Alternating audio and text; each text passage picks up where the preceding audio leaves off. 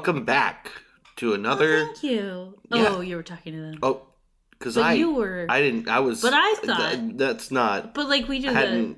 And then you... You didn't... But I wasn't... I didn't mean to... Hi, guys! Welcome back for another Goose Chase. It is our 14th episode. These are really adding up. Yeah, we are chasing so many geese. Really, it's actually surprising me how fast they're going. It doesn't feel like we've done 13 of these already. Yeah, I mean, that means that we do this once a week. Mm-hmm. It means we've been doing it for... A little less than 13 weeks, right? Well, we've been publishing them for... We've been doing them for 13 weeks. Yeah, right. We've been publishing them for less than that. Yeah, like 10 or 9 weeks. Yeah, because we saved some up. But we've been doing it for 13, 14 weeks. Surprising how fast it goes. I'm actually really excited about this one. To be Me honest, too. I had a lot of fun with the research. I got all animated and kind of to myself. So this is... I don't want to talk too much about the topic yet, but this is a topic I've kind of wanted to know about for a while, and when we introduce a topic, we'll talk a little bit about why and our personal interactions with this topic. But enough about that for now. Yeah. How are you? Yeah, you know what? I haven't talked about it yet on this podcast, I don't think, or maybe I have. You did. Oh, yeah. Because you explained the sound. Right. But let's talk about it again because you're still at it with the no smoking. Drugsy Baby is 8 days in without a cigarette. 8 days in. Grape ape days in without a cigarette. Seriously, though, I salute you. It was very, very frustrating at first. It's you getting had a lot couple easier. days. Last week when we talked about it, you were digging your fingernails into the wood table. I think I was just trying to claw the table apart. Yeah. Claw the leaf off the table. Yeah. Getting a little easier. I immediately noticed a difference in my breathing, like within days. Yeah, if that's not motivation to keep at it, then I don't know what would be. Yeah, really. Like, breathing seems like such a basic thing. And I can tell hearing you. Really? Yeah, and you even, you were talking for Thanksgiving when we were talking to my stepmom. You were talking about, even the rattle, the wheeze you normally have, had subsided a little bit, and it had only been, a few days at that point. Yeah. And you demonstrated yours, and my stepmom also smokes and has for a very long time, and she demonstrated hers, and it was just oh. Yeah, it's crazy what you can get used to. That's, I think, the most nutso thing about being a smoker is you can totally accommodate all kinds of bullshit into your life and just be fine with it. Honestly. I mean, with anything, we are humans are incredibly good at just getting used to the circumstances you're in, whether those are self-inflicted or not. Mm-hmm. I have a chronic illness, and there are times when it's worse than other times, and sometimes I have joint pain and I'm in pain for a while. Mm-hmm. And then it subsides, chronic and I'm joint? I follow what you're saying. Sometimes, when it subsides, it takes me a while before I realize I'm not in pain every day anymore. Yeah. But the first thing I notice is that I have more energy. Yeah. I've been really motivated to do stuff, and I've wanted to hang out with people more. Because you haven't been in pain constantly, but you get used to whatever it is you're dealing with. Yeah. So, you were used to not being able to breathe as well, so you accommodate that circumstance until you change it. Or, until it changes on its own, whatever the case may be. It's nuts. Little things going up and down the stairs here and there. They're just a little bit easier. And it's weird to notice it. It's also the thing that freaked me out was the one day we left the house for a couple of hours. Mm-hmm. Then came back and I was like, oh, I can smell the cigarette smell. Yeah, that's right. That kind of hangs around even if I haven't smoked in here in a while. I noticed it and it freaked me out. And I'd forgotten all this stuff because I did this once before. I quit for a year and a half and I used an e-cig instead. And then I decided I could just have one. And I had one cigarette, and that night I bought a pack and I went right back. It was like I'd never stopped. Yeah. I think the biggest thing is just going to be not smoking cigarettes. Not letting yourself believe you can just have one, because clearly it's not the case. You cannot just have one. You cannot just have one. It's so crazy. Like, I don't know. I guess that's just how addiction works. But like, shut up, dog. And also, like, if you're predisposed to it, if you have an addict brain, yeah, it's way easier. You know, it's way easier. And cigarette companies are still around for a fucking reason. Yeah, they're good at getting people addicted. Yeah, I tried to get addicted to cigarettes, but a couple things prevented me. I hate the taste. Yeah, you hate the taste of a cigarette. You've mentioned that before. I don't mind the taste. Like, I've dated smokers before you. Yeah. I don't mind tasting it on someone else. Or I don't love the smell of it, but it doesn't, like, totally put me out. Yeah. I've also always had a lot of friends that smoke. Right. So I was just used to it already. Right. But the taste of it, if I smoke it, it's not good. I don't like it. Yeah. So then, since I don't like the taste of it, the only reasons to do it are for the actual effect of the nicotine and to look cool. Which, it does look cool. Except if you're me and you have my friends, because anytime I would try to smoke a cigarette, my friends would just fucking laugh at me and be like, you don't look fucking cool. You look stupid. Stop it. And these are my friends who are the smokers who begrudgingly gave me the cigarette because I demanded one and were like, don't do this. You're a fucking idiot. Don't be like us. I can't recall if I have ever seen you smoke a cigarette. It's usually only if I'm drunk and I haven't smoked a cigarette in a long time. There was one occasion where I was so intoxicated that I kept breaking people's cigarettes in half somehow. And since they knew I was going to smoke some way or another, they just started holding the cigarette for me. It's like enabling someone at its finest right there. But They gave you a cigarette and then you went to smoke it and broke it in half. Or I would like take a puff off of someone's and just somehow break it in half. And they're like, what are you even doing? You're wasting all of our cigarettes. So, but no, I haven't had a cigarette in a long time. I prefer things like, if I'm going to do that, I would rather have like hookah. I'll go to a hookah bar, which I haven't done that in a long time either. Or occasionally have a cigar, or I have a pipe. So I prefer the pipe, but the downside to that is the fact that you constantly have to relight it. It's like your activity has to be smoking the pipe. Yeah. And I am not able to just focus on one thing at a time. I have to be doing several things at once because I'm broken. So... See, I'm looking forward to a time where I think I can sit and smoke a pipe or a cigar and be cool. And maybe I could now, because honestly, they're really different activities for me. You know? It is different, and as you've used them before, you've used them like supplementally. Yeah. So, like, I have been in the middle of a cigar. If you continue to do it supplementally, like I think you'd be okay, but give yourself time. You know. I have been in the middle of smoking a cigar and went, God, I really want a cigarette, and put the cigar down to have a cigarette. Like, they really are completely different experiences for me, and the need for them is, like, totally different. This dog will not stop groaning. Honestly, though, I listened to the one episode where he was groaning, and I couldn't really hear it that well. So, from all the way over there, he's an idiot, but he's fine. I got an eye on him. I need a Nerf gun that I could just start firing rounds at him when he does this. Yeah, he will eat all of those. Yeah, he probably will. And then I was going to tell you something else that I hadn't told you yet. I woke up at like 2:30 in the morning. Yeah.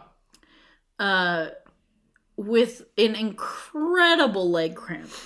Like, woke up dead out of dead sleep because my right calf my foot was at a weird angle because my calf was so tight and seizing.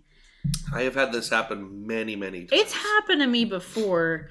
The worst time was when it happened, but I was so exhausted Yeah. that I woke up and noticed it, Yeah. but was so tired that I fell back asleep with my leg cramped and ended up with a Charlie horse that took 2 weeks to go away. Oh my god. And like prescription strength ibuprofen. Is a Charlie horse just when it just hurts after you have a cramp? No, a Charlie horse is a knot. It's a seized muscle. Oh my god. I don't know if I've ever had one or not. It's basically like if you get a muscle cramp and you don't work it out and it just stays kind of cramped. Yeah. I suppose I've had that sort of thing happen. Yeah. Where like I'll have a leg cramp in the middle of the night and then all the next day I can't walk right. Right. You probably had a Charlie horse. Oh, okay. Well, there you go. Yeah.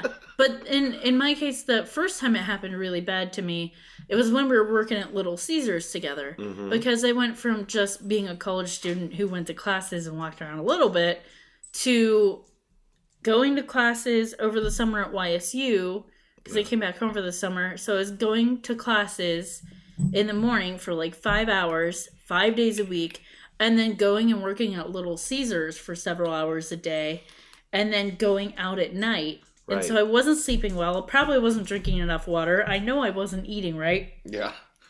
And I was dead tired because I was taking classes and working and going out and playing music at night. Yeah. So that's why I was so dead tired Sure. that like my leg cramped up from being on my feet all day and I wasn't used to it. And then I just slept right through it. Yeah. And then because I had a Charlie horse, I started walking weird to accommodate that, and then my other leg started cramping because I was walking weird to accommodate it. I was a mess. I don't even know if I told you guys about that when we were working together, but it was like horrible. And then when I started this job that I'm currently in, I'm on my feet all day. Mm-hmm. And before that, I was at a job where I was sitting constantly for my entire job. So the same thing kind of happened. And once I started going to the gym, it got a lot better. Yeah. But I've been rearranging my schedule a little bit and adding Derby in and stuff like that. And so I've had a hard time fitting the gym in and figuring out a good pattern. Yeah. So I'm not going as much. And then it's wintertime and I always like get dehydrated in the winter and I'm a mess. I had an energy drink You just yesterday. gave me like the whole list of everything. Everything's that is sucking wrong right now. Everything's wrong. I'm bad at living. I'm bad at being an adult. I just need to drink more water. That's all it is. Maybe eat a banana. I can't even manage these simple things. I did make an effort to drink more water today. I have water here with me. I also have a beer, which isn't good, but Yeah. it's fine. It's fine. I'm throwing away my water jug, which I love so very much because it's all gross and weird now. Yeah, And you said there's like moldies. I don't know what I wiped my finger on the inside of the water jug and just black stuff came up. Mold. I feel like the plastic might be falling apart. I don't know. It's probably mold. Whatever it is, I've been drinking out of that thing for a long time. Yeah. So I am Probably going to die. That's gonna be what kills me. Not the smoking. No, well, not anymore. Now I have exciting other ways to die to look forward to. You know, that's the main reason to quit smoking. Yeah, for all the exciting other ways you'll probably figure die. out all the other ways you could die. I thought I had it figured out for so long. I don't know how I'm gonna cope with this alternate future. I kind of wish I knew how I'm gonna die. I want it to be something exciting. I'm definitely gonna choke on pizza. I wouldn't be surprised if I choked on a food item. Yeah. Steak has nearly taken out 2 women in my life. Yeah, Not right. even joking. Steak. It's dangerous. Steak is gonna be the way one of us goes. Yeah. My grandma had to give herself the Heimlich over the back of a chair because she was alone and choked on a piece of steak. It's pretty scary. Yeah. And then my mom, obviously she was successful in saving herself. Yeah.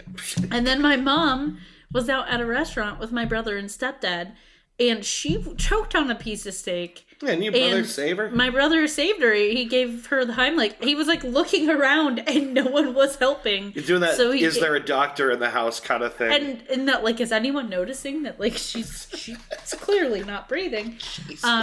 So he gave her the Heimlich and saved her. She does not eat steak to this day. You just made me so hungry for steak. I want steak so bad. It's probably going to be my cause of death. It will be whether I choke on it or whether I just fatten myself up on it. It will be what kills me. Congestive heart failure from the steak or choking on steak. Christy. I want to know news. Would you like to play the hot new game that we're the only ones playing? It's the weekly news quiz. You guys can't see my face, but I'm really excited. It's great for radio. I have a face for radio. So, the name of this game, not the name of the game, I guess it's kind of the name, but I don't know. The goal is, the goal with the news quiz is I have 2 false stories and 1 true story, and Christy has to guess what the true story is. Is it true? It's true. So, are you ready? Yes. I don't know what I would have done if you said no. I guess I would have just, I don't know. We would have just would have packed it in. Yeah. Number 1. Sophia the robot is set to become the first robot citizen of the world in Saudi Arabia. And among its stated aspirations are to protect humans and have a baby. 2. Google's self-driving vehicle had the first crash for which it was responsible this week, misinterpreting a floating bag as a human being and swerving into the lobby of an Arby's restaurant. Okay. 3. Microsoft's Cortana database is breached in the UK, allowing the hackers to send automated suggestions to users across the region. The hackers use this opportunity to spam users with recommendations for Nicolas Cage movies. So I feel that this is unfair because I know which one is the true one because I read about it. I was afraid of that, but I think it still counts. If you're newsy enough, if you're a little newsy reedy port, then I can't stop you. So you can blame the one group that I'm in on Facebook for this because they shared the article, but the true one is the Saudi Arabian. What is the term? The citizen, but artificial intelligence citizen who wants to have a baby. Ding, ding. Effortless. One of the groups I'm in is a group for people who don't currently have kids and are, don't want kids. And someone shared that article because it's like, even the artificial intelligence thinks they have to have babies. But that's how much we're socialized. Yeah, of course, the thing about that AI, and I think it's worth mentioning, is that it's not an AI in the sense that you typically think of them, where it's more scripted than ordinary. Yeah. So a lot of that has to do with user input. Yeah, so I'm sorry that I ruined the news by knowing the news. That's all right. That's part of the game. I can't count on you not having heard all these things. So if you read it, if you know it, that's a win. So, that's two back to back. So it's 14 weeks, and that's the first time that happened. Yeah, right. Actually, yeah, we don't always know. Up to date, like we don't always do super duper up to date news articles. So yeah, right. It usually isn't a problem, but that I'm glad you used that one because it's really interesting. It is very interesting. I mean, even if that's something that's pretty explicitly programmed by its creator. Yeah. I know that this robot is designed to sort of adjust based on its interactions with people. Mm-hmm. I'd be very interested to see if it's written in such a way that those ambitions or dreams might change. Maybe she'll interact with some child-free people and realize she doesn't need to have babies. And also, she can't. I mean, it's all right. Over it. Maybe she will. Maybe she'll have a baby. Maybe she'll shit out a Timex. Who knows? We just you don't. You gotta have goals. Yeah. And I would love a Timex. So. Who says you're getting it? I'm gonna make friends with her. Well, we're gonna have to move to Saudi Arabia. Okay. All right. I see no problem with this plan. Nope. It's our middle segment. Yes, so but real quick. Yes. Before we get to the middling segment, mm-hmm. I wanted to give a quick update on something we talked about on a former news segment. Someone we've talked about on a former news segment. That's right. Sam Barsky. Sam Barsky. Sweater Man. Yeah, we've mentioned your stepsister Jess before. And she recently went somewhere and she was like looking on Instagram under like people who've tagged the place that she was. Yeah. And saw that Sam Barsky had tagged himself there wearing one of his sweaters. And so that was really cool. And then realized that he lives in the same state as her. Yeah. And I'm not sure if he lives like super close to her or not, but he lives in the same state. I thought she said he was from Baltimore. Yeah. So that would suggest he's right. They're not that far apart. Yeah. So we're actually going to Maryland this year. That's right. To visit with them. Is it July or June when we're July, I believe. Yeah. We're going to see the Pixies. Which is going to be so damn cool. With Weezer. Which is going to be what 14-year-old me would have died to do. Yes. Like and what 30-year-old me is still pretty into. Me is so stoked. Right.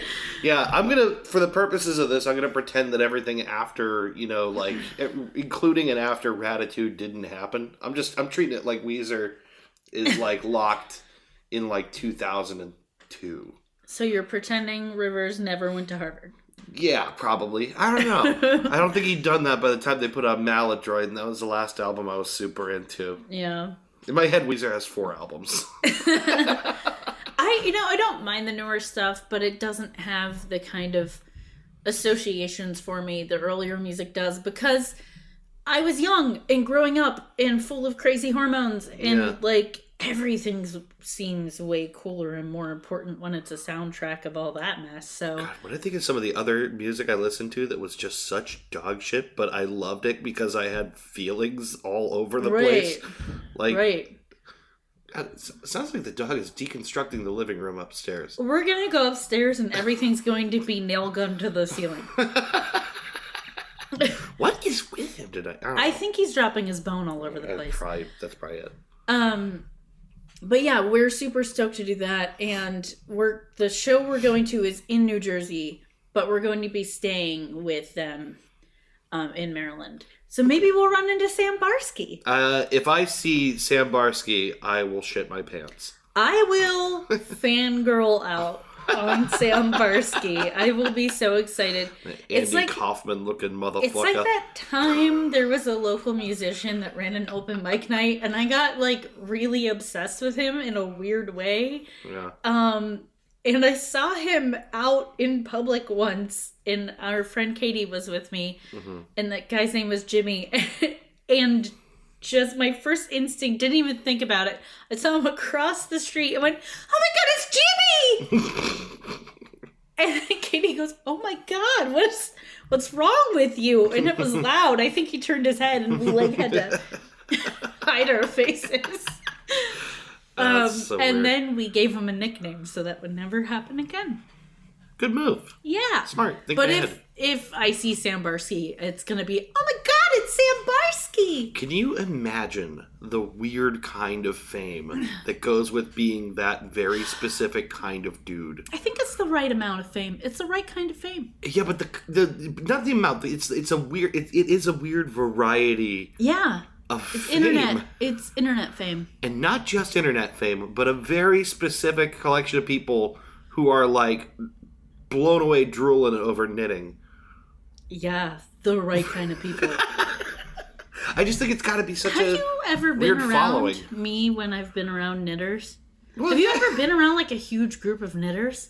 No, I've not been around a huge group of knitters. This is not an outlandish question. Yeah, I just think it's like a very odd kind of fame. It's like, you know what it'd be like? It'd be like being a championship eater. Like those people that can just like stuff their face. And like the kind of fans you would have. Lots of knitters. Yeah, lots of knitters. Huge amount of overlap. Yeah. Yeah. There's a huge amount of overlap between like beer snobs like in homebrewing and knitting. Because a lot of knitters like to drink when they knit. Well, yeah, it's a sedentary activity. You got to have a nice beverage handy. Yeah. and sometimes you get really mad at your knitting and you drink a whole bottle of wine. And it doesn't help the actual technicalities of the knitting, but you care less. I kind of think there's a lot of overlap between people who like beer and every other thing. That's true. I mean, that's pretty true. Yeah. There's a lot of people that like to drink. Yeah. In general. Man, this just makes me think of like it makes me think of that documentary about it was called How Beer Saved the World, and just all this crazy shit about beer throughout history. Yeah. I mean it's nuts what we will do as a species to get fucked up. Because life has always sucked, and that's not going to change. Yeah. So let's get into the actual segment. Let's toast to that. Yeah. Sounds of us slurping. Yes. So now you're gonna get sounds of us eating, because this segment is healthier carbs. It's a smorgasbord you have in front of you. Quite a lot. So my stepdad recently had a health scare. He realized that he was diabetic, and also realized there were some other things going on. And my mom, being the sweet, lovely woman that she is, was like, okay, going on a diet. I'm helping you. My mom does all the grocery shopping and most of the cooking. So,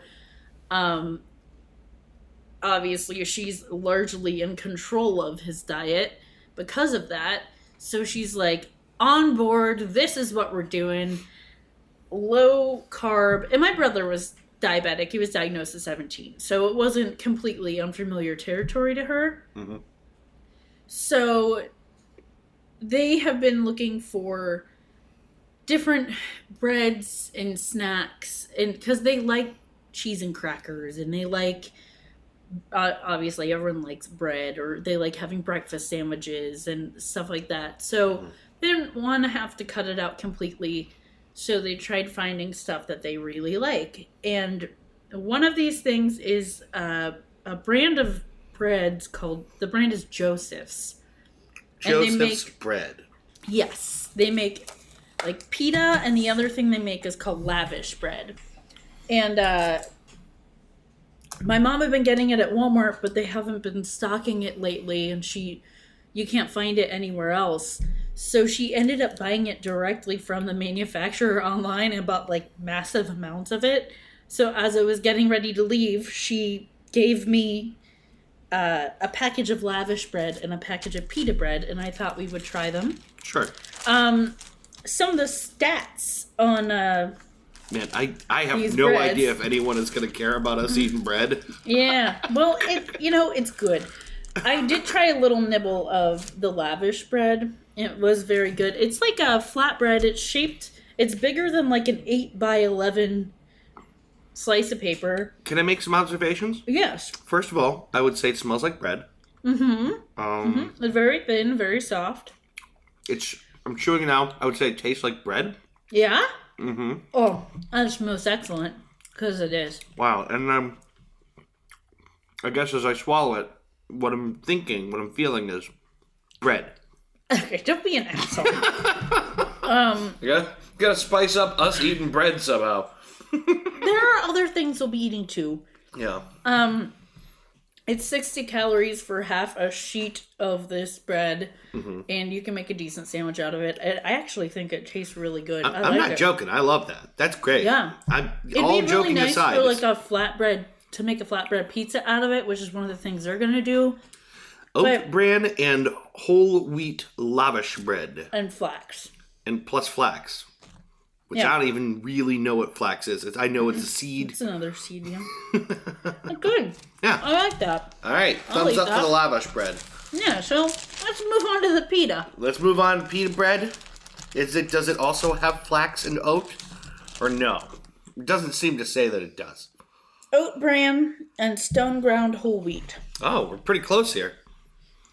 Okay. I would say the nose of it is very bready. Again, tastes like bread.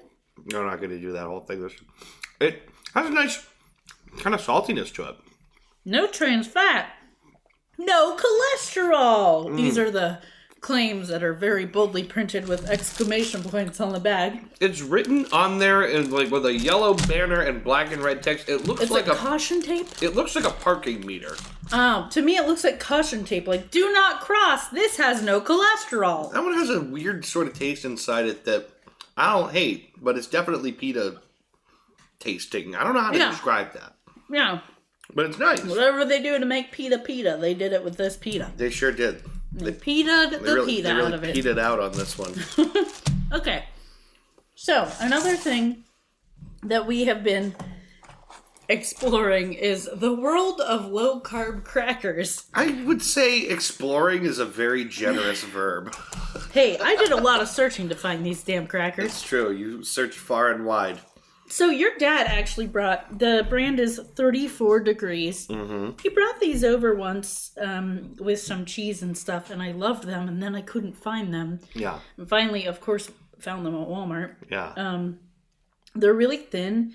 They taste like rice crackers, but they're actually made of wheat. They have like a little swirly pattern printed on them. Listen to this sound. That's what they sound like. That crispy break. I really like them because I grew up Catholic and they remind me of communion wafers. I always liked the communion wafers, but they don't, they're crunchy. They don't melt in your mouth the way communion wafers do. Yeah, I like these. They have a good flavor to them. I got the plain ones and the black pepper ones. Got a bunch of flavors. They crunch like rice, which is so weird because they're not rice, but they really taste like rice. They crisp like rice. Yeah. The black pepper ones are cool because once you eat it, then the black pepper kind of starts. Yeah. You start really tasting it, so the more you eat, it kind of builds. And it's like a delayed burn. Yeah, and I would eat those like on their own more than I would eat the plain ones on their own. Yeah. And then nice thing about the pepper ones is you can taste the pepper up front, and then it kind of heats up, crawls up the back of your nostrils. Yeah, that's kind of what I like in spicy food. I like the slow burn. Uh-huh. And then our favorite, which I mean, I'm in it just for these. I mean, these are so great. They're crackers or crisps, but really, it's cheese. It's just cheese that has been given lots of little air holes and baked in such a way that it's a vague crackery shape. I presume a lot of the fat has probably left it when it all turned into a, like it's got all the holes in it and like a kind of a the brand is called hollowed out Wisps. thing. We have cheddar flavor and the original Parmesan flavor. I can't recommend these enough. I mean, they're like a little cheese snowflake. If you like cheese and you can eat cheese, and you're not vegan. Oh, God, so good. They're so delicious. They're nice on, like, a salad or with, like, a piece of sausage or something. Like, pepper. We had them with pepperoni. It was good. It's really a lot like... Well, I guess really it's like when you bake cheese onto a pan and then you scrape that little bit off. It's exactly that. And then you get that nice crispy cheese. That's exactly what this is. It's exactly that. They make the, like, Parmesan things. They do this a lot to put on salads. Yeah. It's a brilliant idea. It is a good idea. I mean, if you do, like, a small handful of these instead of, like, like a handful of, like, ordinary cheese, you're probably a little better off. Yeah, and I would think.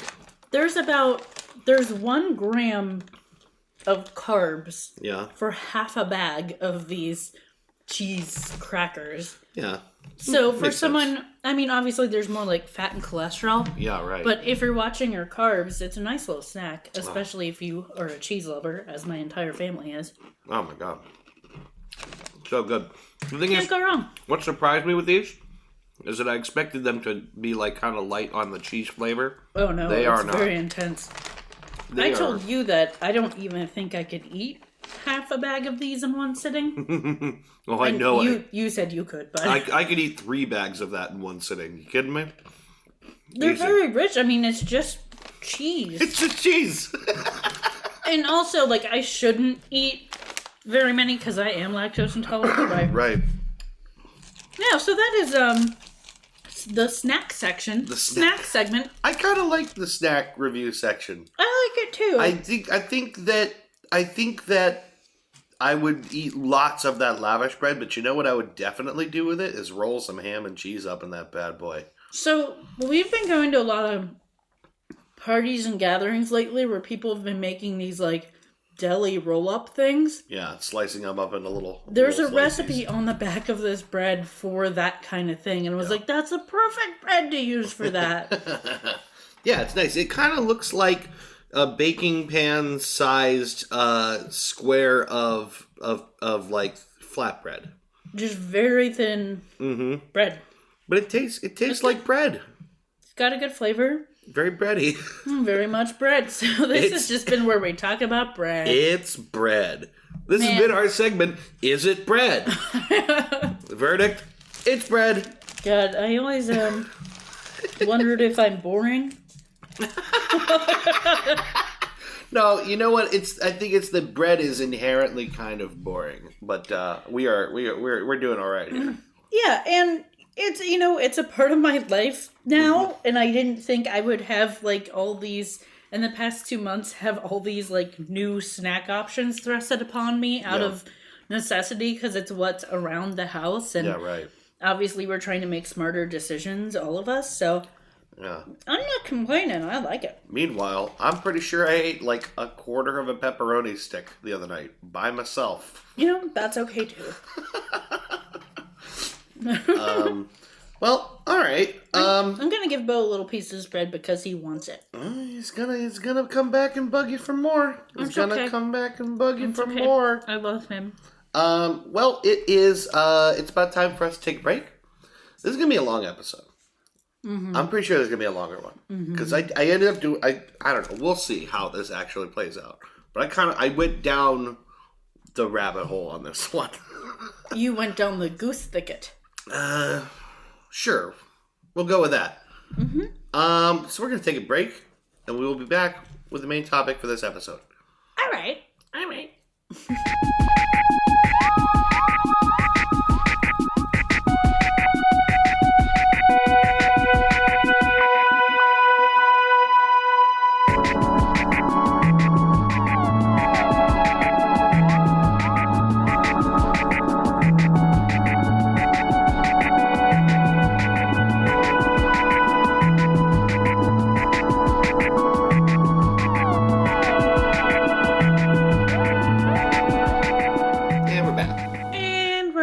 I ate more bread.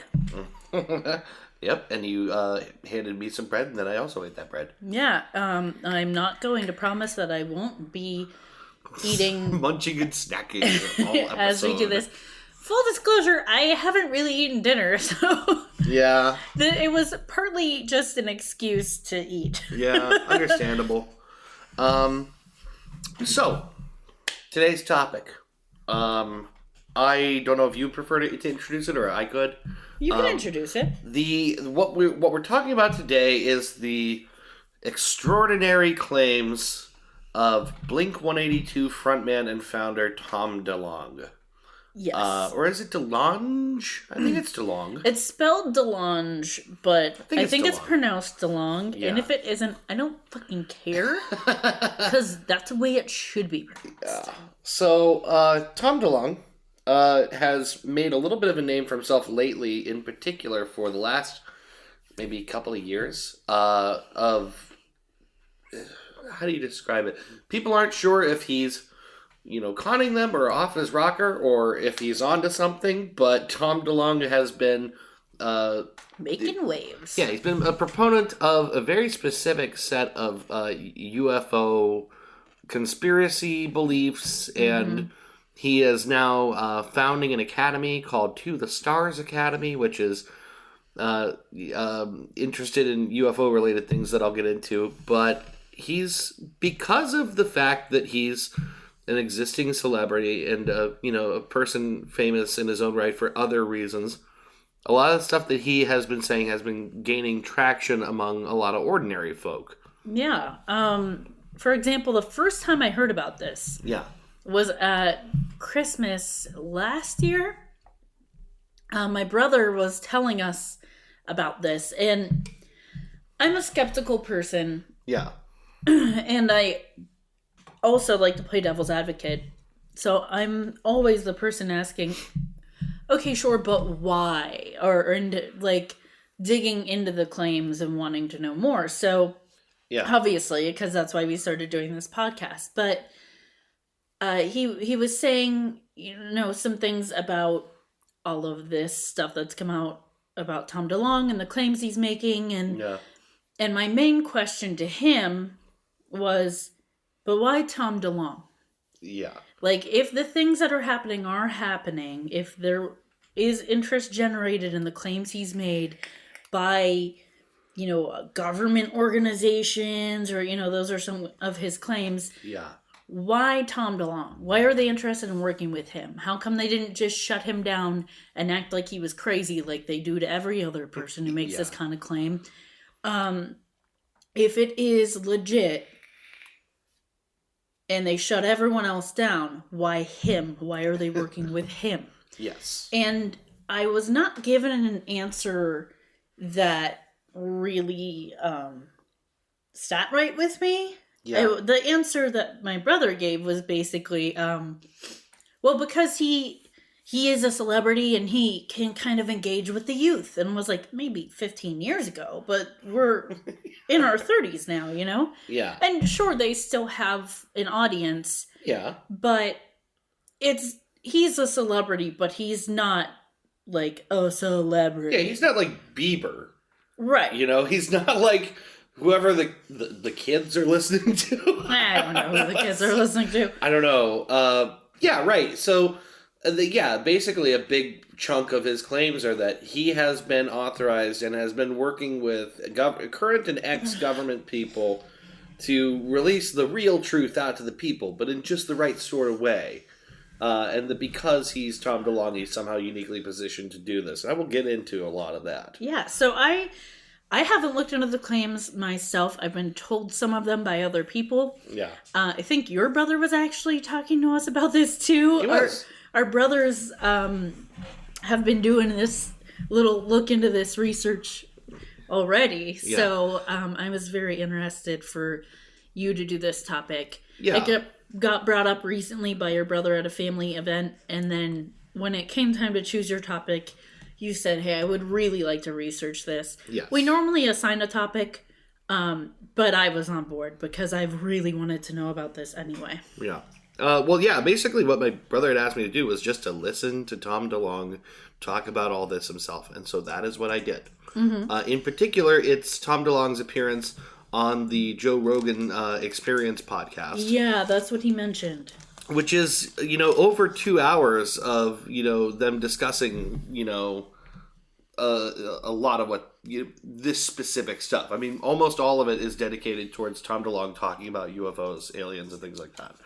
And so I decided to take the dive into this and listen to what Tom DeLonge has to say in his own words and to try to get a sense of what's going on.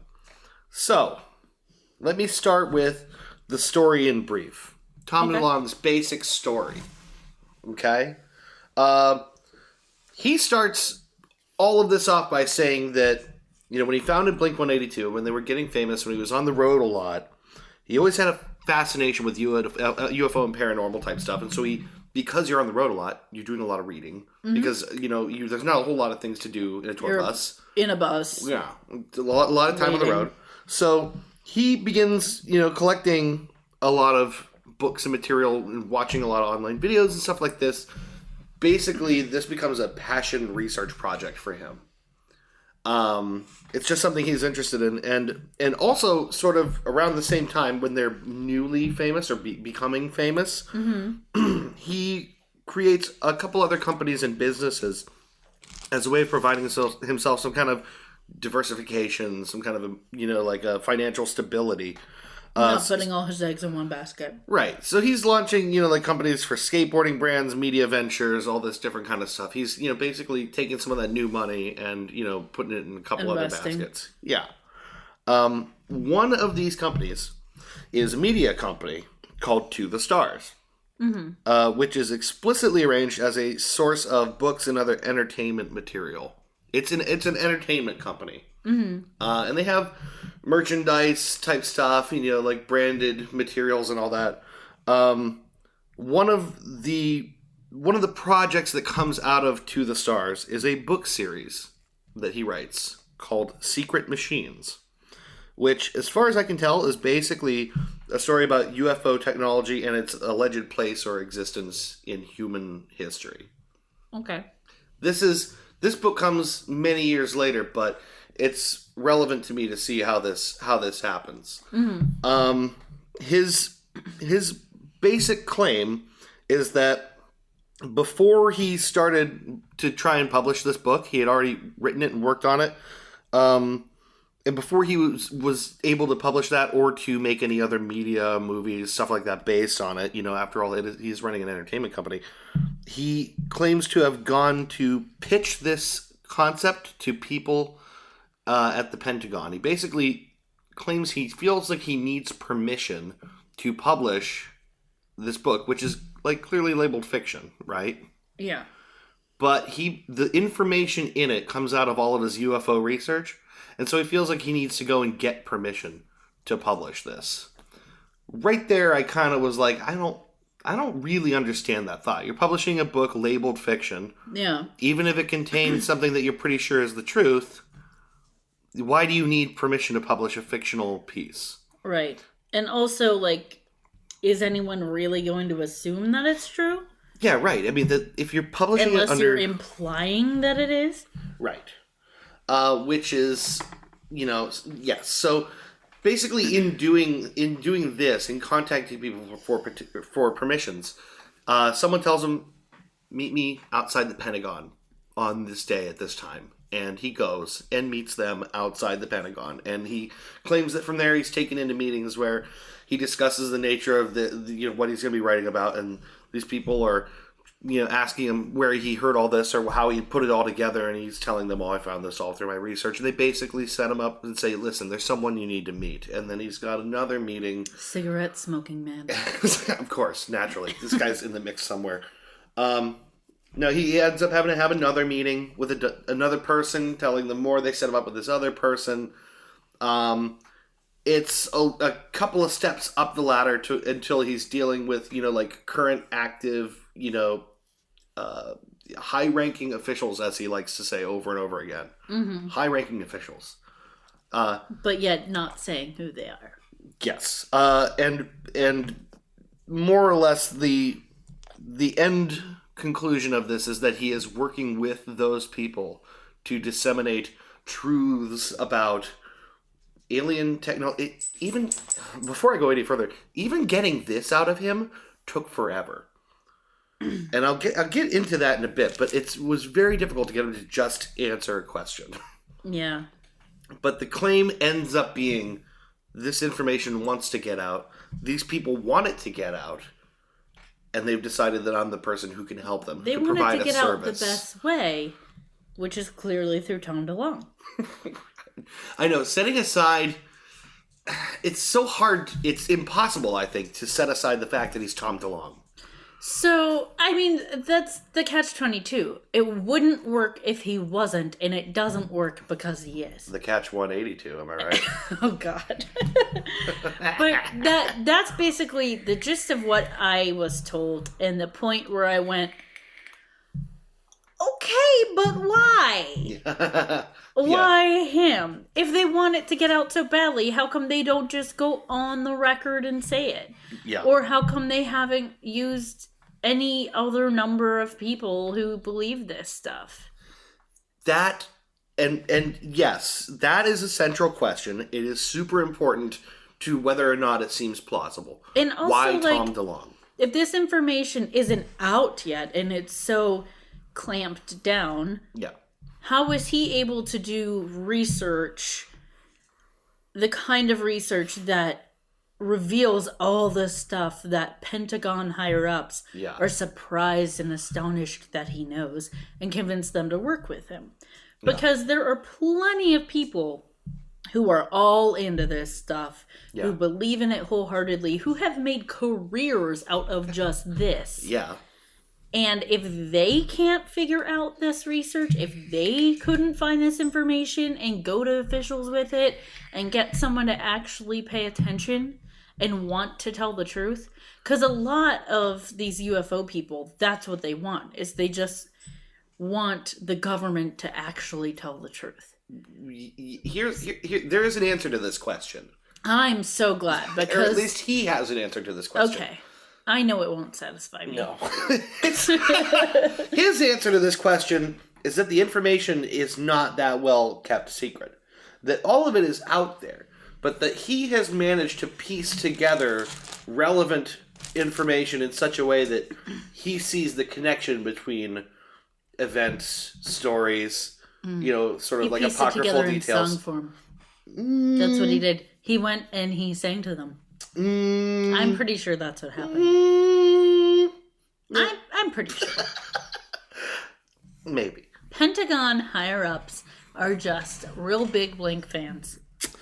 I almost said Polygon higher-ups. the Polygon. The Polygon. It's just weird shaped. It's got like... it looks kind of like... It changes shapes slightly all the time, but it's always a polygon. People inside it, oh god, I hope it doesn't move around again. It's like the staircases in the Harry Potter in Hogwarts. Yeah. In the Harry Potter. In the Harry Potter. Oh god, I'm an old. Mm-hmm.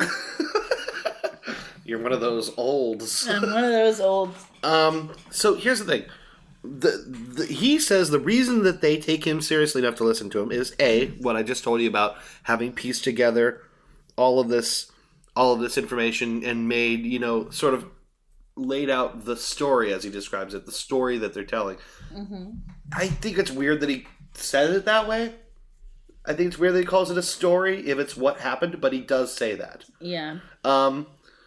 Well, maybe I can understand using that verbiage because it did come from him writing a book, writing a story. Right. So I'll forgive that. But the other thing is that, and like I said before, he claims that he can provide a service. He says, I have a service to offer them. That's why they're talking to me. He did not make the claim that I had heard before, that it's because he can reach the young people. Well, I don't think that was necessarily a claim that he made. I think that was when I asked my brother why, that was his justification of his kind of idea of like, well, it's because of this. But that he doesn't make that claim. What he says is that he has a service, and that service is that those people don't know how to make a movie. Dead serious, Tom DeLonge says that the reason that they're cooperating with him and giving him access and helping him is because he can help them make a movie. Tom DeLonge knows how to make a movie? No, I don't think. I don't know.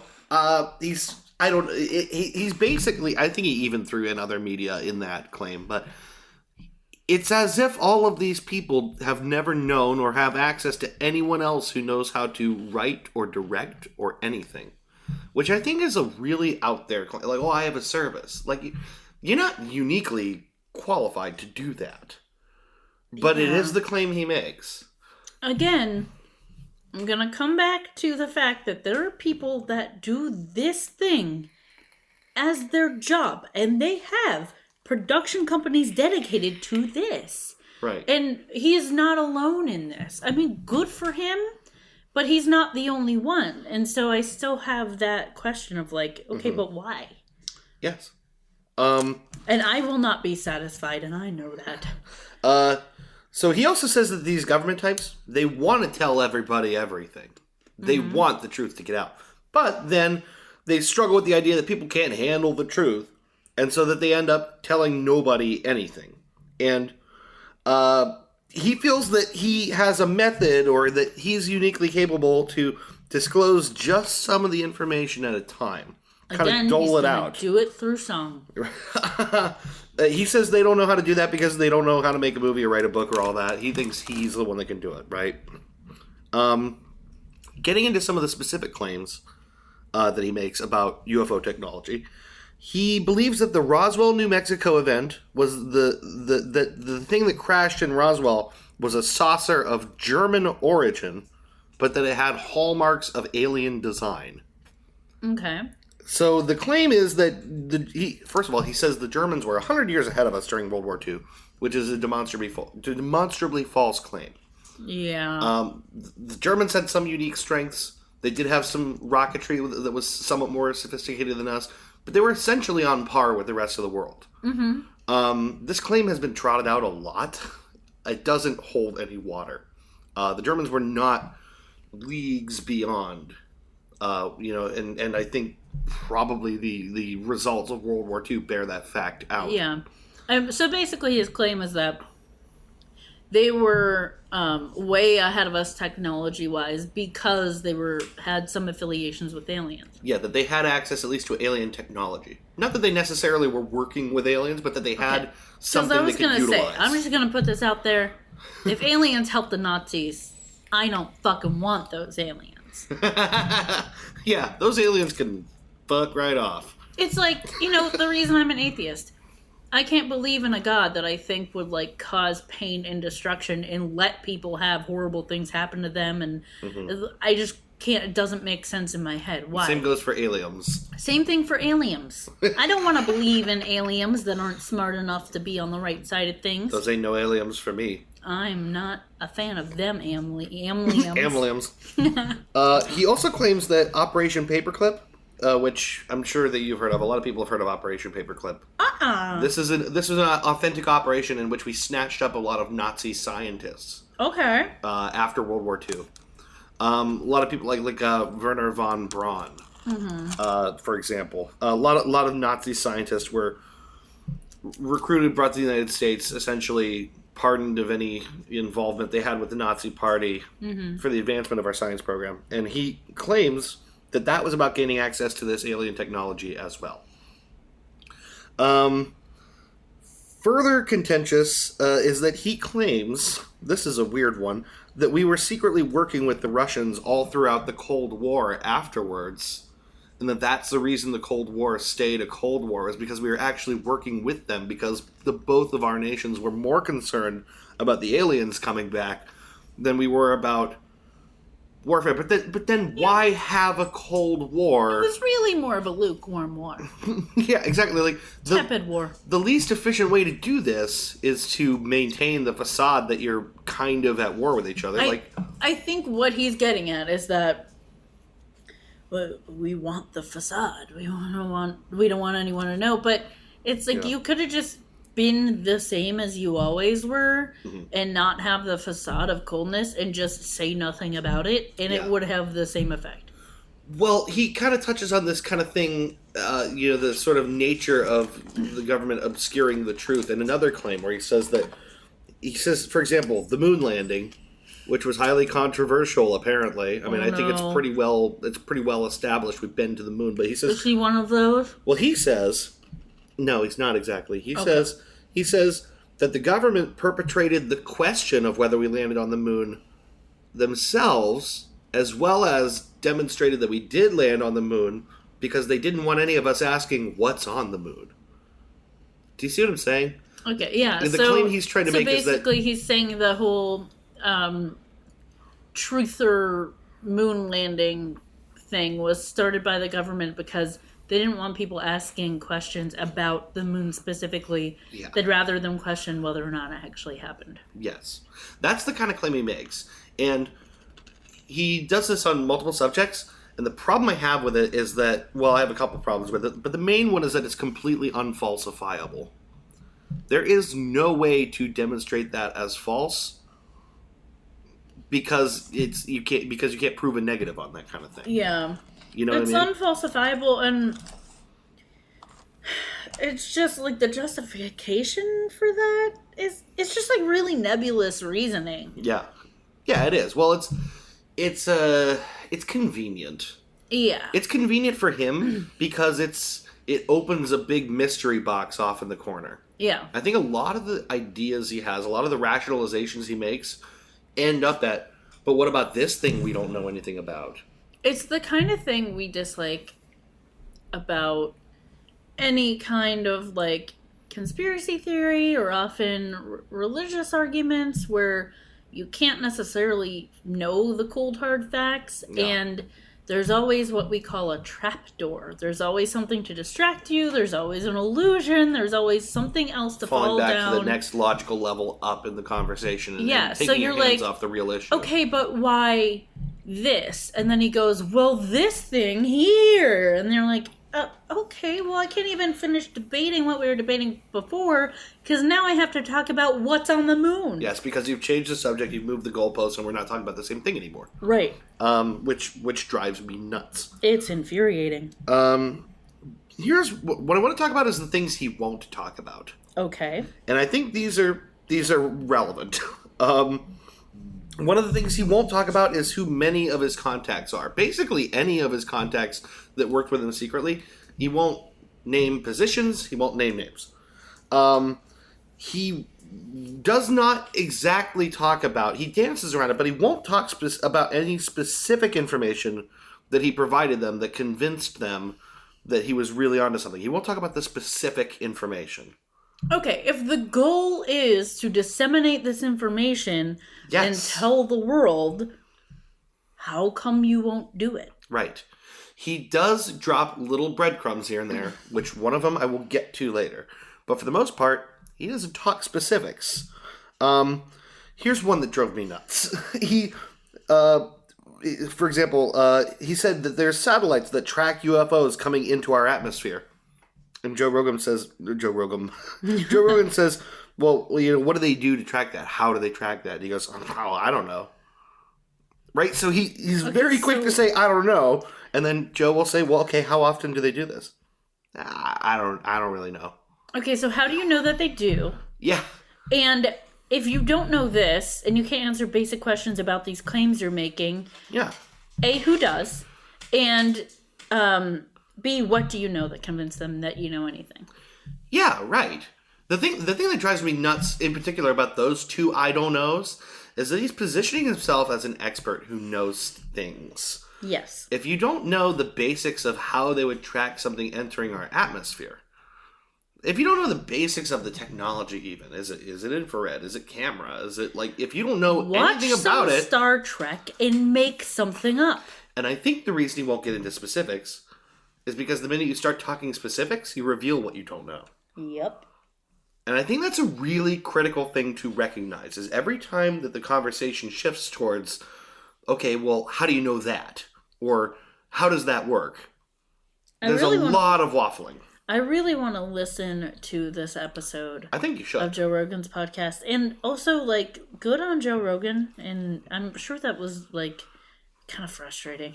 Well, the thing about Joe Rogan is he's no stranger to having some pretty fanciful theories of his own or things that he really wanted to entertain, but I think a lot of the time he is an information driven guy. Mm-hmm. And if he sees an argument presented that is reasonable, he'll tend to go for it. I think he's even at the introduction of that episode, he said, man, I used to believe in Bigfoots. I had that... Bigfoot. I had that crushed out of me. I used to believe in this. I had that crushed. So here's Tom DeLonge to talk about another thing that I really want to believe. And that's okay. Yeah. Having that part of you that really wants to believe something. Sure. That's awesome. That's fine. I wish I had more of that left in me. Yeah. But... it's also being able to logically look at things and use your critical thinking. Yeah. And go, okay, yeah, I really want to believe this. But are the facts there? At this point, I just want to know as many true things as possible and not believe as many false things as possible. Yeah. My aspirations on that are pretty basic. You get taken advantage of less if you have a firm grasp on skeptical thinking and the facts. Sure. We've talked about a little bit, I think, about how we're both pretty empathetic people. And because of that, when I was a kid, I was often taken advantage of for the fact that I really cared about people. Yeah. And believe what they tell you. Yeah. And because I was taken advantage of so many times and got burned so many times, I developed this critical thinking ability of going, oh, wait, something smells fishy here. Yeah. Maybe I'm not going to do this thing for you because I feel like you're not really being truthful. Yeah. It behooves us to kind of put ourselves first a little bit and use our critical thinking not to be a killjoy, not to be a jerk, not to not want to believe things. Yeah. But to protect ourselves. And honestly, there are so many cool, real things out there. Yeah, exactly. Like, you're robbing yourself of the actual fascination of the world when you entertain yourself with stuff that's silly, that doesn't stack up. Yeah. And to Joe Rogan's credit, I think he really did ask a lot of very critical questions. I mean, from the couple that you just said, I mean, it sounds like he's coming at it from the right angle. The basics of just, okay, cool, but how do you know that? How's it work? How do you know that? It's like a fundamental philosophical question. Right. And one more thing that drove me nuts, and this is another thing about what he won't talk about. A lot of the time when he's asked a specific, rather than answer yes or no or get into detail, I'll say, well, you got to read the book. Ugh.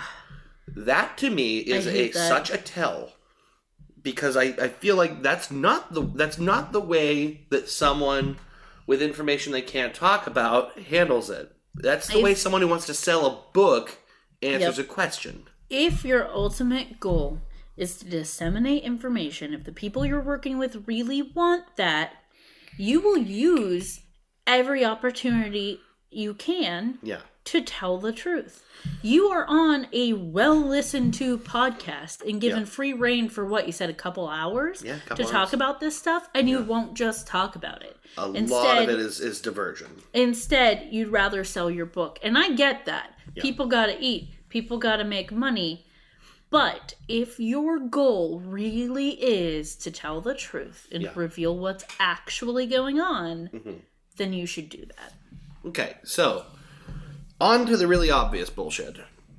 Because I compiled a couple of claims that struck me as so particularly bullshit that they stood out to me. At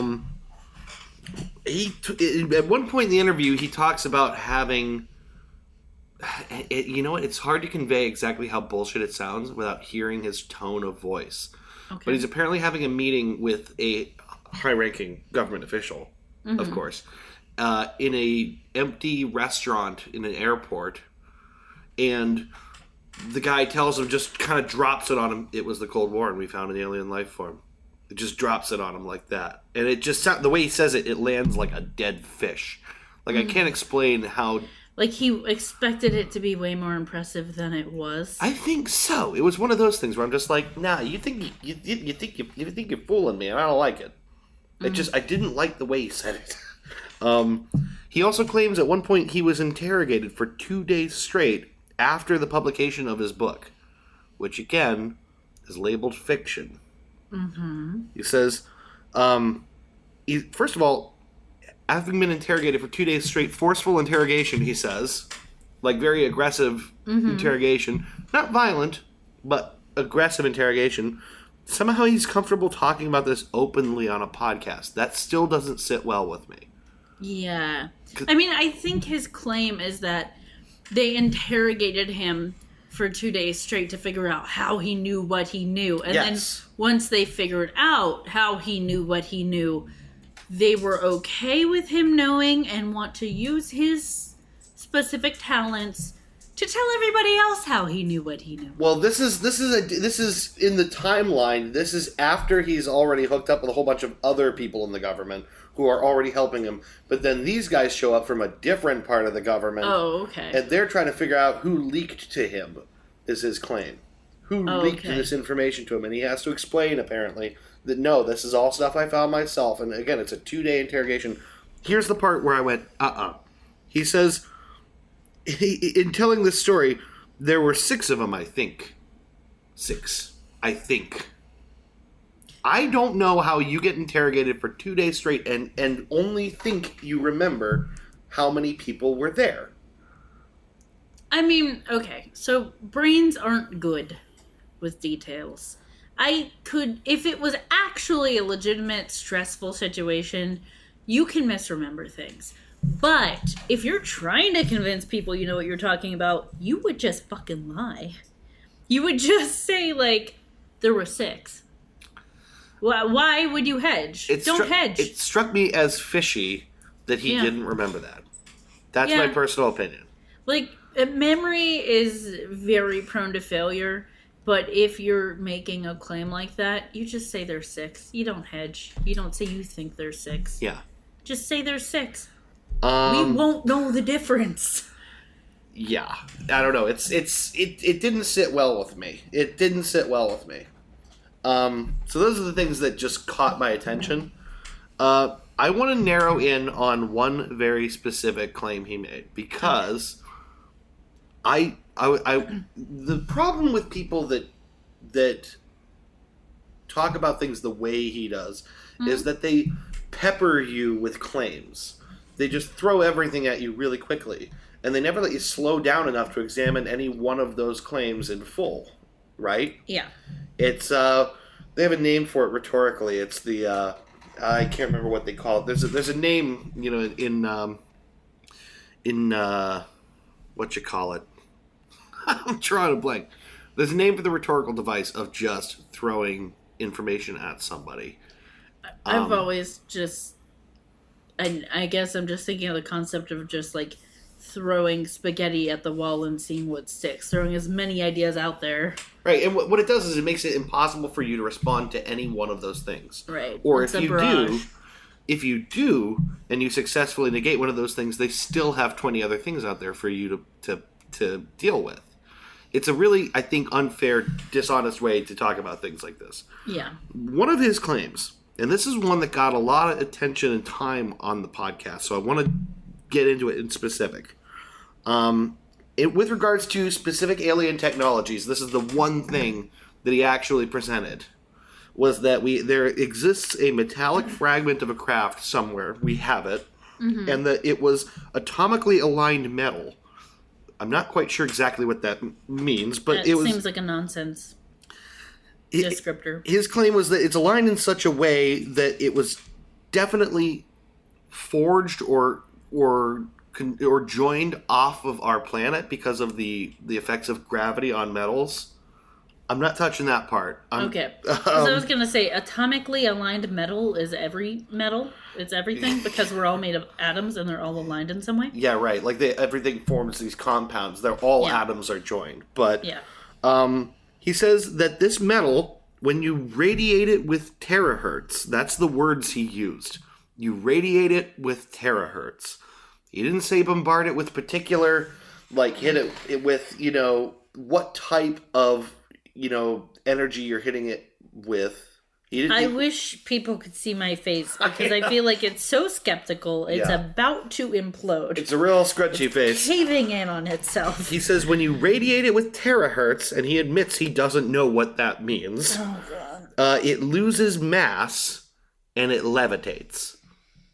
That's the claim. Now, setting aside the fact that things with very low mass don't just levitate, right? Because that's not how that works. The question I had was, is this a real effect of anything? Like, is there any material that you can bombard with, some kind of radiation or some kind of energy, and that it lifts or that it has any kind of force underneath it? You don't need something to just lose mass. You need something to act actively against gravity. Right. So I looked, and I found something that kind of fascinated me. Oh, yeah? Yes, I did. So now we're about to get into something really, really nerdy and specific. But my favorite thing. I wanted to pursue this one because it got so much time. Basically, he was showing this levitating object. It was like a triangular craft, and it is flying around. It looks like a drone is what it looks like. But he was claiming that this was, a craft made of that particular material. And so I thought, okay, is there any way to levitate something like that by hitting it with energy without, without like a propeller or anything like that? There is an effect generated by high voltage electrodes that does something similar to this. And it's called the Biefeld-Brown effect. Okay. When I first found this on YouTube, I was like blown away. I'm like, what am I looking at? The simplified version of this experiment is you have two electrodes, right? You have a smaller positive electrode and you have a much larger negative electrode. Okay. And in between these two things, you have a really high voltage energy source. Danger. High voltage. High voltage. When we touch. when Mickey is. So yeah, basically, the voltage is high enough that ionization starts to take place. And what that means, because I didn't understand this, is that the high voltage terminal sitting above the low voltage one, it's got so much charge to it, or the negative terminal, I should say. They're both high voltage, but there's a positive and a negative terminal. So right? Where's the negative terminal? The negative electrode is on the bottom. Mm-hmm. The positive one's on the top. Okay. The voltage is high enough that it starts ionizing the atoms in the air, and that means it's starting to rip electrons out of the air in between them in an attempt to stabilize the charge. Okay. When that happens, and the electrons are just getting plucked away, and you have all the gases in the air in between, deficient of electrons, they start to pull down because they're change your density, right? Well, they're trying to also reestablish equilibrium with their charge, and to do that, they want to go to the negative terminal. That makes sense. And this happens back and forth a lot. Mm-hmm. And it creates something that they call ionic wind. Mm-hmm. It's basically, it's an effect of oscillating the air and creating this effect. And when you place something light enough in between these two things, you can actually see lift. Okay. You can actually see it jumping around and acting weird. They even did it on Mythbusters. I couldn't believe. Oh, that's sweet. I love Mythbusters. That was the only way I could be convinced this was a real thing. Because I looked at several videos and I was like, okay, I see the strings, buddy. Ha ha ha, nice try. It's a real thing. And I didn't believe it. But this also tells us that it doesn't depend on a specific kind of metal or craft. It's something that can be duplicated.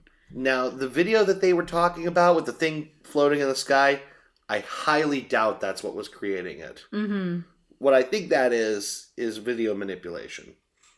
I really don't think, because based on what I was looking at, and I didn't, it was just such a large space that I couldn't imagine electrodes above and below this thing. Plus, this effect is really unpredictable. It doesn't just lift things up real neatly and then set them back down. Things jump all over the place because they're unstable. It's not like an even, neat field of force. Yeah. It's like putting it over a bunch of different fans that are going off and on like crazy. It just jumps.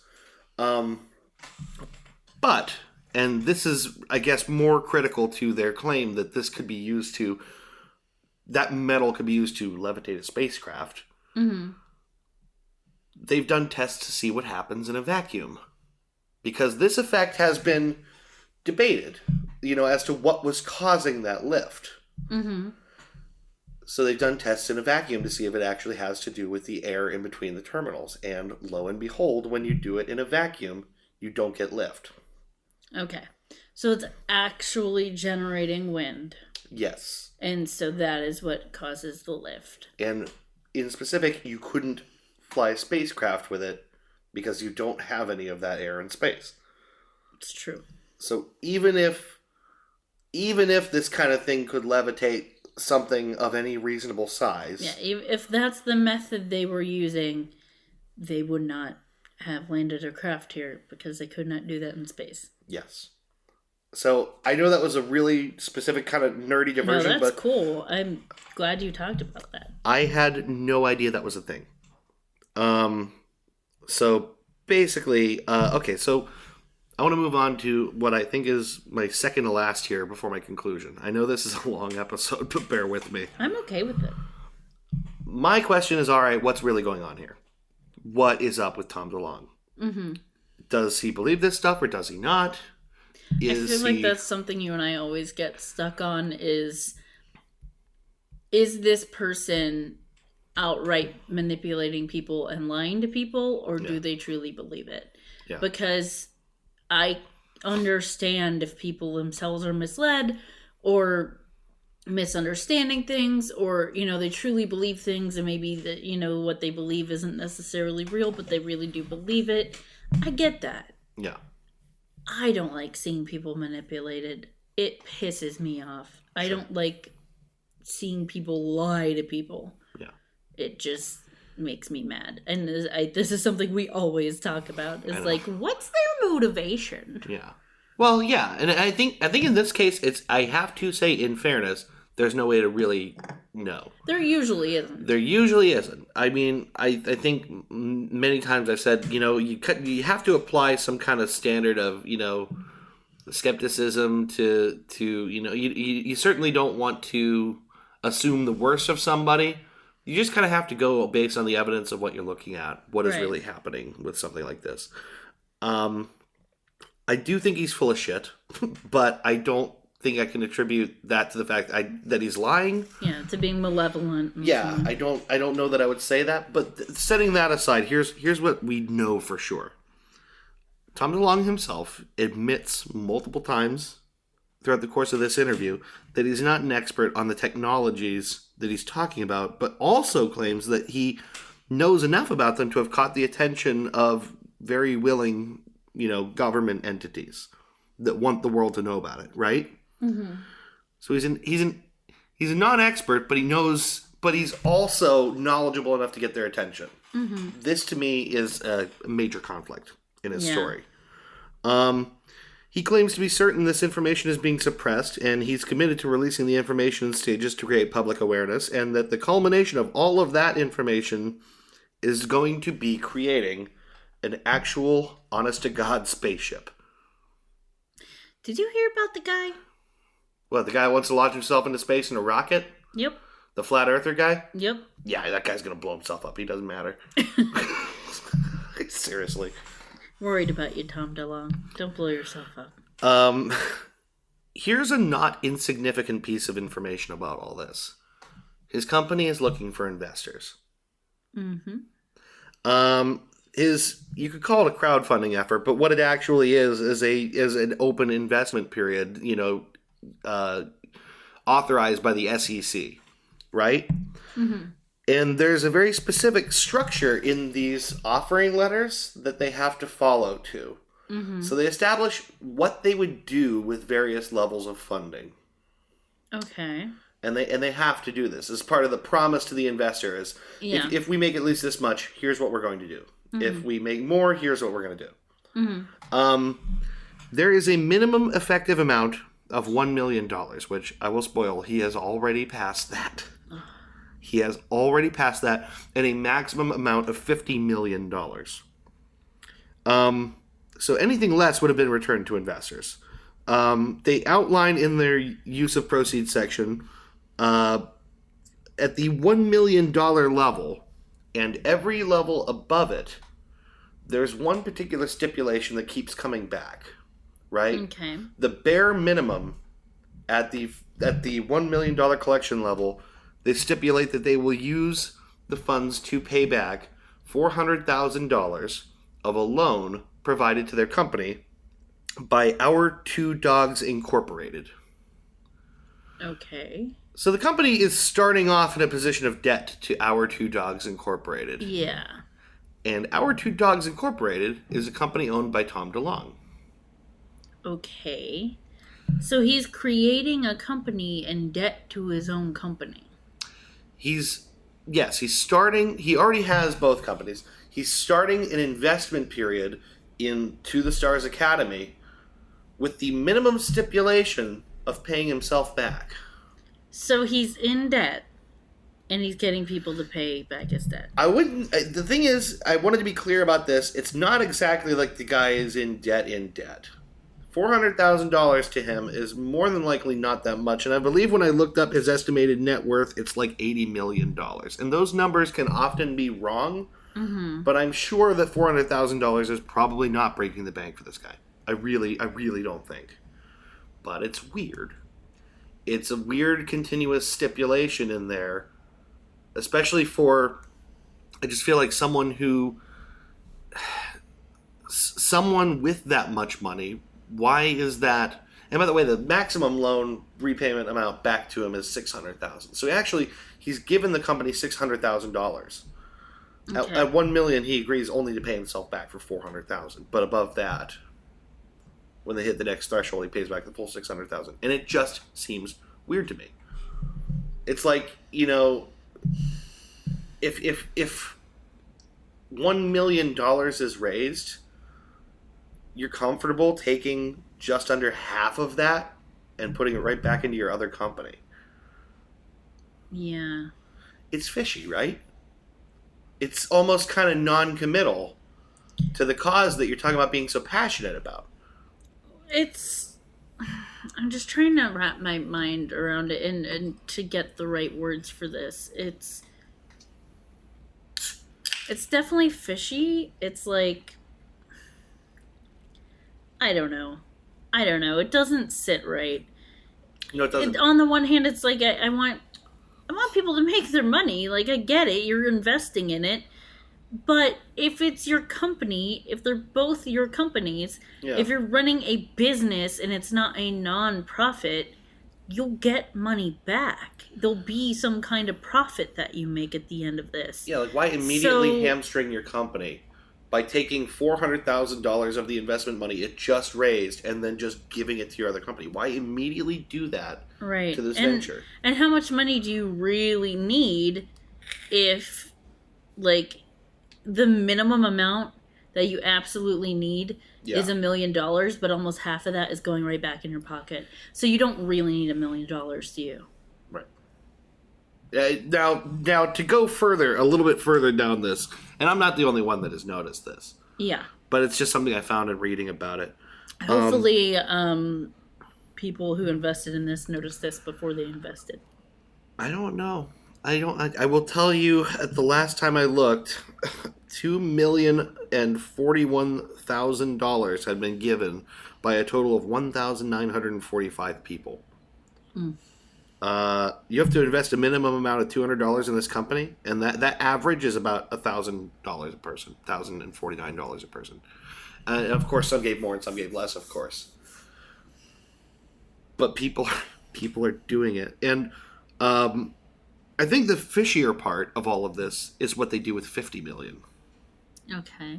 Right? Now, remember, their stated objective is eventually to build a spacecraft, which he claims the technology exists for, and that people who can confirm this are working with him. He's got people on his board that claim to have worked for, like, designing UFO projects. Like, people with experience. Okay. With all of that in mind, for $50 million, if they collect $50 million, $12 million is for operative expenses, including a $7.5 million salary cap overall. So we're already over a fifth of it is for salaries. Yeah, we're already talking about paying people. $3.5 million would be spent on larger offices and research facilities and shipping. Shipping? I don't know why that's in there. I really don't know why that's in there. Unless you're still considering this a media empire.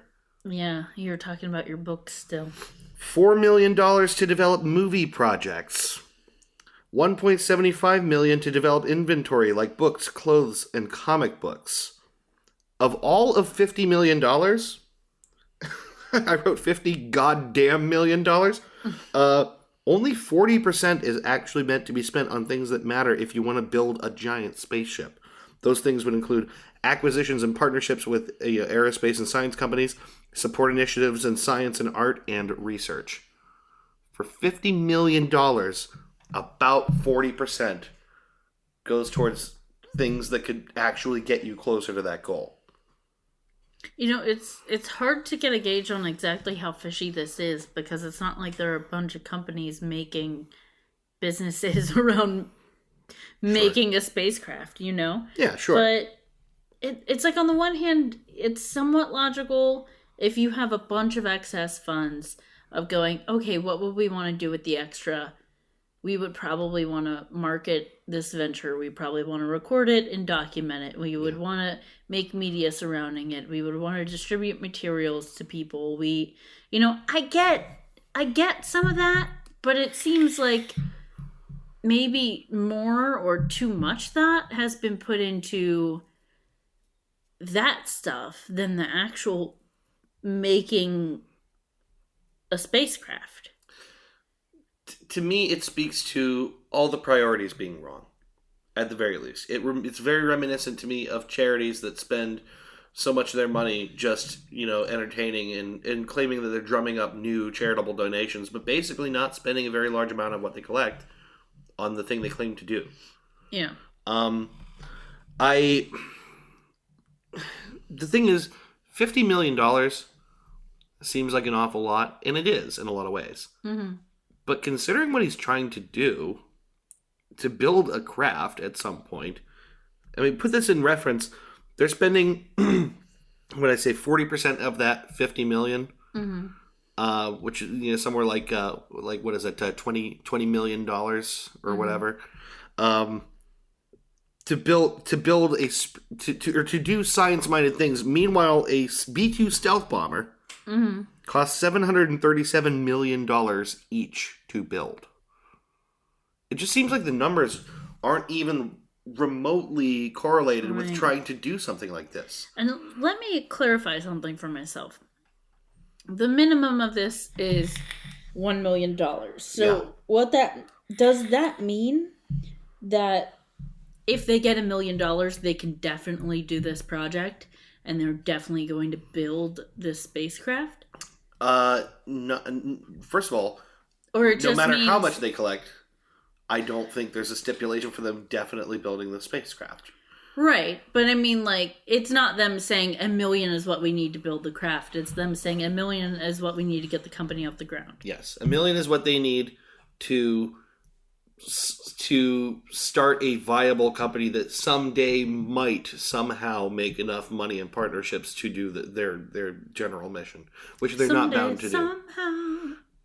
It's... I don't know. I started to ask myself as I was reading this, couldn't they just build a tiny thing that travels from one room to the next? Can't that be on the list? Can't some kind of basic prototype... A mock-up, a prototype... Yeah, can't something real... If the technology's here and he knows the people who know about it, can't we... Would it revolutionize science if they made just a ball that goes from one basket to another one? Or if they made, feasible drones that operate on this technology. Yes, this is what got things me. That could actually be used. Yes. This is where I got infuriated. Yeah. Because it's for $50 million, you don't have on paper producing one tangible thing. And if you can't talk about it and you can't tell us until we're ready and you need to wait until we can handle it, why are you being so withholding about something that could revolutionize the world, but for $50 million, that's still not enough for you to give us a piece of it? Yeah. And it made me angry. And I guess that's where I ended my case against this claim and against the entire Academy, To the Stars Academy, that doesn't actually teach anybody anything. Mm-hmm. Nowhere in the stated plan, where people are expected or hoped to contribute as much as $50 million, is there anything in specific about spending that money towards the development of a thing. Yeah. And that says a lot. To me, it says a lot. There's nothing concrete about getting anything together. What it sounds like is what this dude's been doing a long time. Another media outlet. Mm-hmm. Make another book, make a movie, claim that you're letting people in on the real thing, the real truth, because people love a good... viral marketing stunt. People love being fooled. People love a conspiracy theory. People love to think they know more than someone else.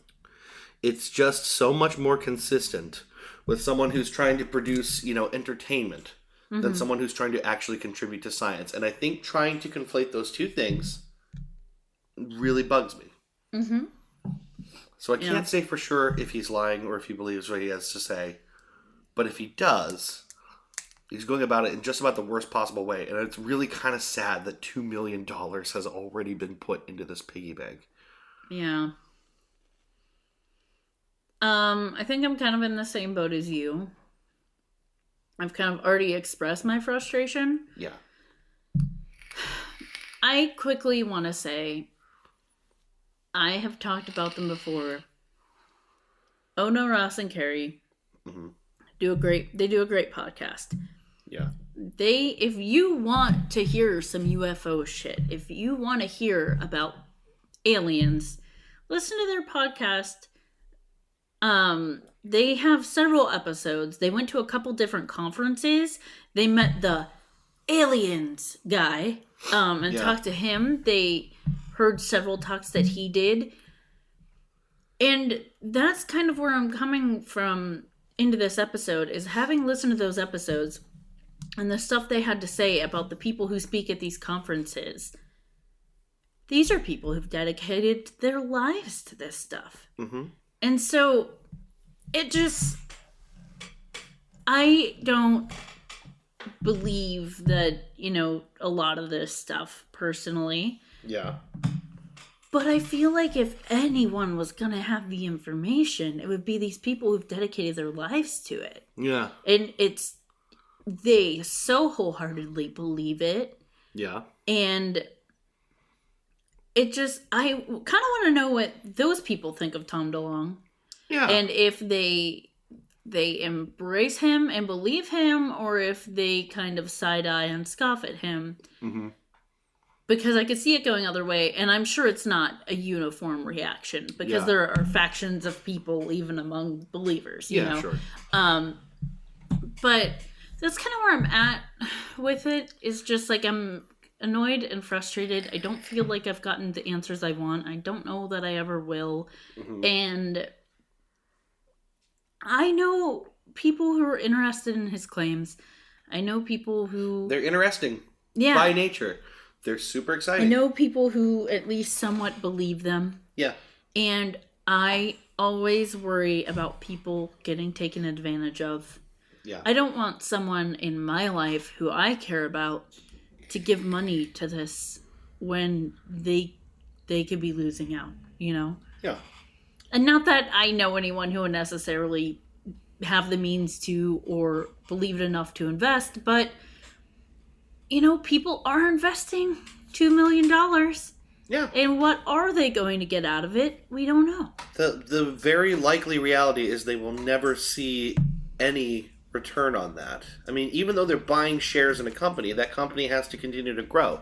And it seems very, very likely to me, maybe they'll see, I don't know, maybe the company will put out a really cool young adult fiction book and it will sell like hotcakes. That's actually very possible. But is this company gonna fulfill its basic promises? I would not bet on it. I would not bet on it, largely because Tom DeLonge has not given me any reason to actually believe that the kind of technology that he claims exists, which, again, he's so deliberately vague about, the very few things I could actually pin down and research didn't hold up. Yeah. I think that vagueness is on purpose. And I would be very concerned for anyone putting money into a venture like this. He sounds like a guy with an angle. He sounds like a guy trying to make money. And I don't blame anyone for that, but just be honest about what you're doing. Write a great fiction book. Write a book. That's impressive, dude. Sure. You wrote a book. Good for you. But I think he knows that the "and it really happened" angle always intrigues people. Yeah. Yeah. It does. It is intriguing. Yeah. His claims are interesting. But I think they're just claims. Yeah. I don't really think there's a whole lot of merit to them, and it's just kind of sad. Yeah, it is kind of sad. I honestly think if I had to really put down on paper what I think is actually going on here, I think he's pulling a marketing stunt. Yeah. I think he knows that people kind of want to fall for things and kind of want to be fooled. Yeah. And I don't think he probably thinks he's being deceptive. And on some level, he probably really isn't. Because I think he probably thinks a lot of people are smart enough to know better, but they want to believe. Yeah. He's hedging enough that he can probably allow himself to sleep at night. Yeah, exactly. But when it comes to trying to raise $50 million from people, that's where I think I draw a personal line and say, this isn't fair. Just be honest. Yeah. be honest about what you're doing and what your goals are. Yeah, I think so. So anyway, that's really it. That's all I have on Tom DeLonge.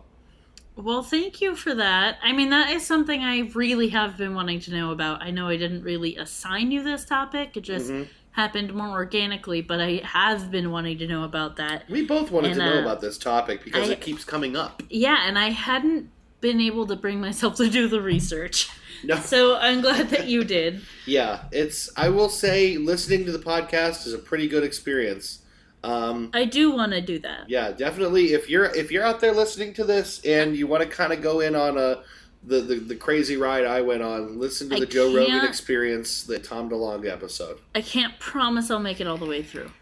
No, I don't blame you. It's 2 hours. Oh, something important that I really did want to talk about. I did learn this from Ross and Carrie too. There is a government website addressing a lot of claims, unexplained phenomena, UFO stuff. Yeah. It is called vault, vault.fbi.gov/unexplained phenomenon. I know you've mentioned this to me, but I don't know if you've mentioned it on the podcast. I have not. There are links to a bunch of different stuff. I mean, it's stuff like, Area 51, and you click on it, and it gives you what the government stance is on all this stuff. Yeah. To me, if there were people in the government who really did want the truth to be out there, this is where you'd put it. Yeah, right. Flies under the radar. Not everyone is going to know about it. Almost nobody knows that exists. Information would be there. Also, it's just freaking cool to look at some of this stuff. So check that out. Again, it's vault.fbi.gov/unexplained phenomenon. Nice. And there's a bunch of topics you could look into there. I had the idea that I would eventually assign you that as a topic and just say, go see what strikes you as interesting and talk about a couple of them. Yeah. Maybe we'll still do that one day because it's just neat that it exists. Yeah, that they even have that sort of public-facing consciousness to think this is something citizens might want and we are willing to create it. Because the government knows that the greatest conspiracy is the government conspiracy, that they're hiding things from us and not telling us the truth. Yeah. So, you put everything there's ever been a claim about in one place and you address it. And that's what they did. And unfortunately, it doesn't seem to slow down conspiracy people particularly much. But the fact that it exists is a nice touch because the worst thing that the government can do is stay silent. Yeah. So guys, check that out. Mm-hmm. Check out Honor Ross and Carrie. Check out Joe Rogan's podcast. Yeah. Especially the episode with Tom DeLonge. Tom DeLonge. But just check his podcast out anyway. Yeah. I've heard good things. Yeah, it's honestly, a lot of it's very interesting. I don't think I necessarily agree with the guy on everything, but he's persuaded by a good argument and not by a poor one. And I appreciate that about him. Yeah, that's good. So anyway, thank you for listening to this episode. I hope you learned something. I know I did. I did. Some of that was a little bit deeper dive than other parts. But anyways, we will be back in another week with another episode of Goose Chase. Mm-hmm. Thank you for listening. Goose Chase. Bye-bye. Bye. You've been listening to Goose Chase. We are Goose Chase Podcast on Facebook and Twitter. On Twitter, our handle is @GooseChasePod, and our website is www.goosechasepodcast.com. If you have any topics you would like us to research, please email us at goosechasepodcast@gmail.com. Want to go on a goose chase? Yeah.